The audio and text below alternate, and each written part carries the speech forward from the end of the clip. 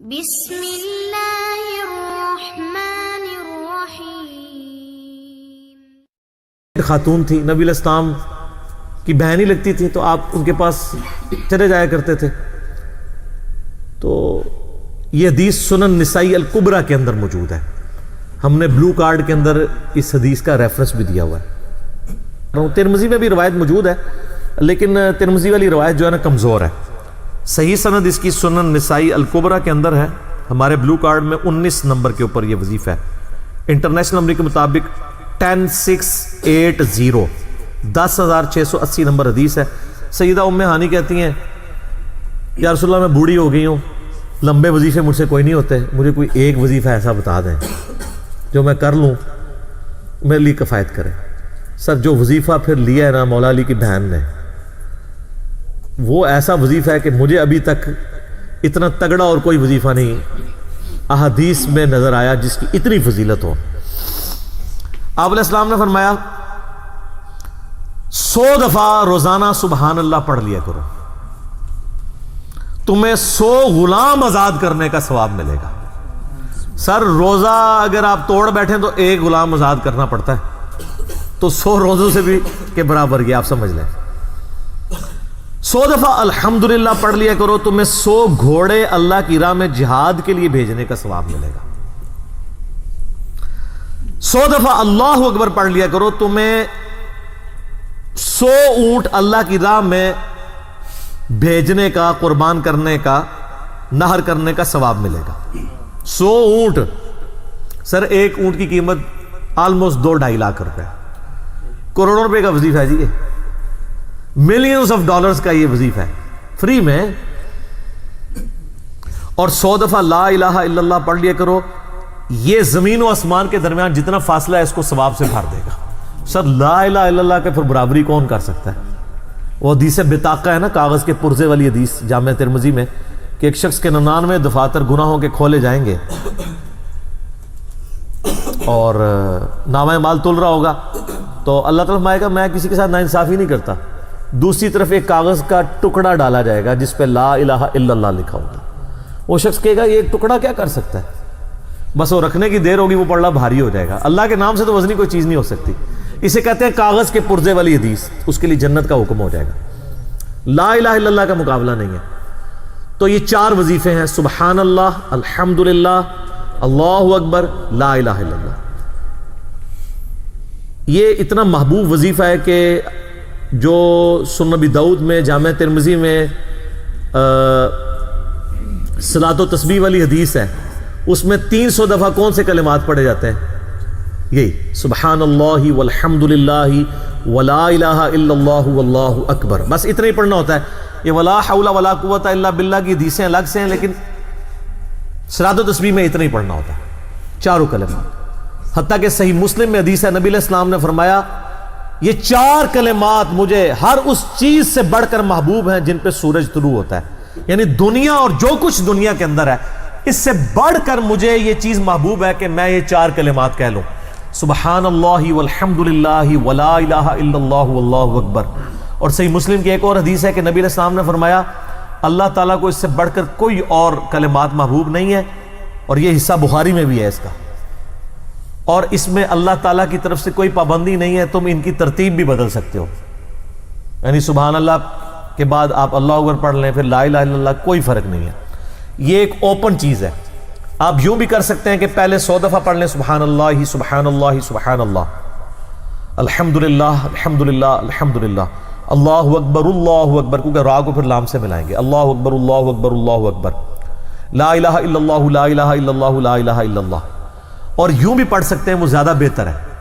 سبحان اللہ والحمد للہ ولا الہ الا اللہ واللہ اکبر، کیونکہ اکبر پہ وقف کریں گے، ورنہ یہ سبحان اللہ تو الحمدللہ ہی پڑھ نہیں سکتے آپ، کیونکہ الحمدللہ الحمدللہ الحمدللہ بنے گا کانٹینیوس، جیسے اللہ اکبر اللہ اکبر اللہ اکبر بنتا ہے، تو وقف کرنا پڑے گا سوائے سبحان اللہ کے۔ سبحان اللہ یہ تو پڑھ سکتے ہیں، لیکن الحمدللہ کو الحمدللہ الحمدللہ وقف کرنا پڑے گا۔ اللہ اکبر اگر ملائیں گے تو اللہ اکبر اللہ اکبر، را کو لام سے، تو اس کی بجائے اتنی مشکل میں نہ پڑھیں، سبحان اللہ والحمد للہ ولا الہ الا اللہ واللہ اکبر، ایک تسبیح پڑھ لے، چاروں وظیفے 100 دفعہ ہو جائیں گے، کیونکہ نبی علیہ السلام نے اجازت دے دی ہے نا، آگے پیچھے دائیں بائیں کچھ بھی کر سکتے ہو، اور یہ ترتیب تو صلاۃ التسبیح میں موجود ہے، نبی علیہ السلام نے کلمات پڑھے بھی ہیں۔ آپ کو پتہ ہے تبلیغی جماعت والے 3 وظیفے بتاتے ہیں، ویسے بڑی سمجھداری سے ہی کسی نے وہ ڈیوائز کیے ہیں، 100 دفعہ وہ یہ بتاتے ہیں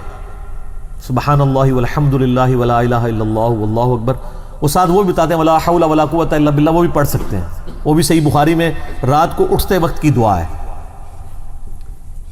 العلی العظیم تک بھی پڑھ سکتے ہیں، وہ ابن ماجہ میں موجود ہے۔ میرا ایک یوٹیوب پہ کلپ ہے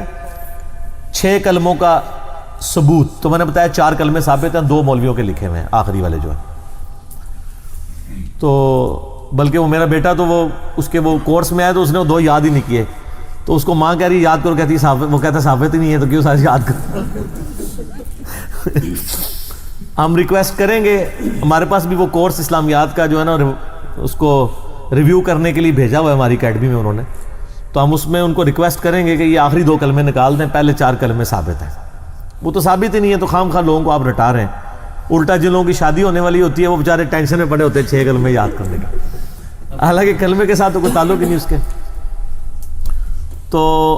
یہ جو صلاۃ و تسبیح کے اندر بھی پڑھا جاتا ہے،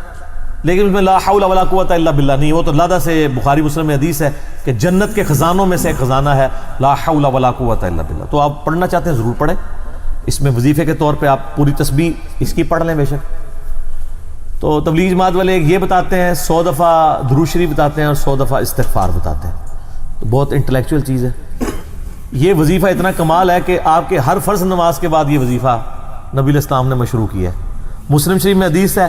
ہر فرض نماز کے بعد یہ وظیفہ پڑھنے والا کبھی نامراد نہیں جاتا، 33 دفعہ سبحان اللہ، 33 دفعہ الحمدللہ اور 34 دفعہ اللہ اکبر۔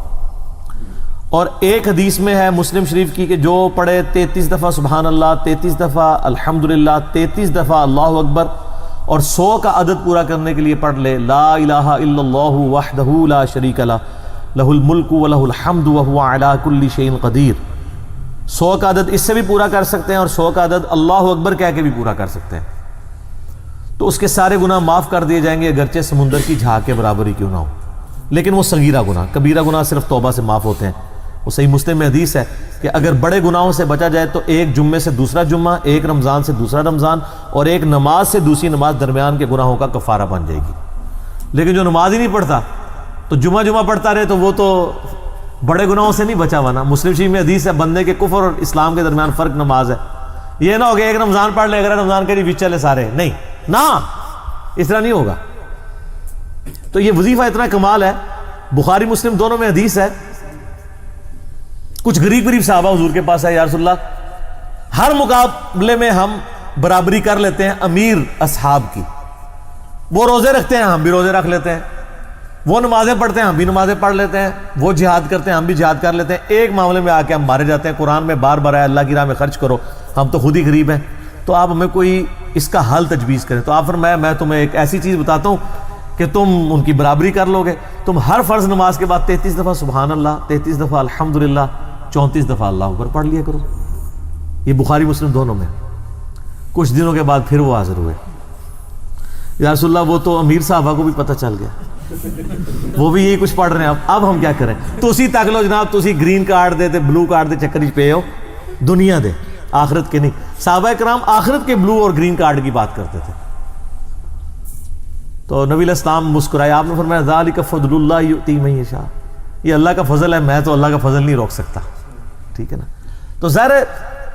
گیون سرکمسٹانسز اللہ کے دیے ہوئے ہیں، اس کے اندر آپ بیسٹ پرفارم کرنے کی کوشش کریں۔ اللہ کے فضل کو تو کوئی روک نہیں لگا سکتا نا، کوئی یہ نہیں کہہ سکتا کہ جی وہ یعنی تیرے ہوتے جنم لیا ہوتا کیوں نہیں ہوا، ہو سکتا ہے ابو جہل ہی ہوتا، تو جس حال میں اللہ نے رکھا ہے اسی کو آپ بہتر سمجھیں۔ تو اس طرح کی کئی احادیث ہیں جو ان وظیفوں کو سپورٹ۔ اچھا مسلم شریف میں ایک حدیث میں یہ بھی آیا کہ 10 دفعہ سبحان اللہ، 10 دفعہ الحمدللہ اور 10 دفعہ اللہ اکبر۔